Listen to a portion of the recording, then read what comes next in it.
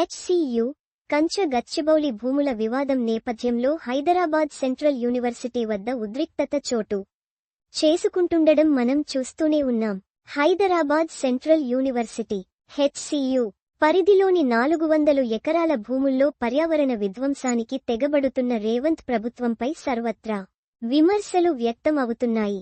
కంచ గచ్చిబౌలి భూములను పరిరక్షించాలంటూ పెద్ద ఎత్తున విద్యార్థులు ఆందోళనకు దిగుతున్నారు. బీఆర్ఎస్, బీజేపీ నాయకులు కూడా దీనిపై తీవ్ర ఆగ్రహం వ్యక్తం చేస్తున్నారు.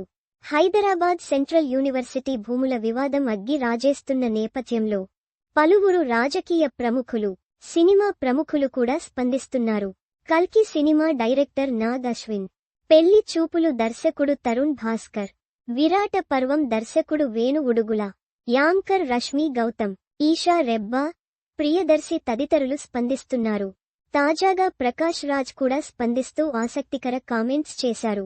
రాజకీయ విశ్లేషకుడు ప్రకాష్ రాజ్ కూడా ఈ వివాదంపై తనదైన శైలిలో స్పందిస్తూ విద్యాసంస్థలకు కేటాయించిన భూములను వాణిజ్య అవసరాలకు ఉపయోగించడం అన్యాయంటూ ప్రకాష్ రాజ్ పేర్కొన్నారు. పశు పక్షాదులని అన్యాయంగా హింసించడం తగదు అంటూ రష్మీ గౌతమ్ పేర్కొంది.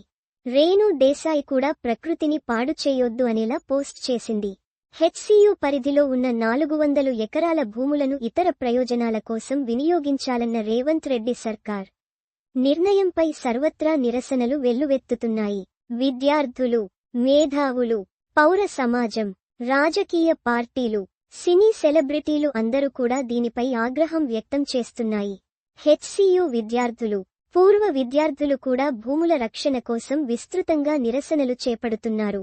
ఈ వివాదంపై రాజకీయ పార్టీల నేతలతో పాటు ప్రొఫెసర్లు, మేధావులు కూడా విద్యార్థులకు మద్దతు ఇస్తున్నారు. విద్యార్థులు, రాజకీయ పార్టీల నుంచి పెద్ద ఎత్తున నిరసనలు, ఆందోళనలు వ్యక్తమవుతున్న నేపథ్యంలో ఎలాంటి కార్యాచరణ అమలు చేయాలని రేవంత్ రెడ్డి సమావేశం కాగా ఎలాంటి నిర్ణయం తీసుకుంటారా అనేది చర్చనీయాంశంగా మారింది.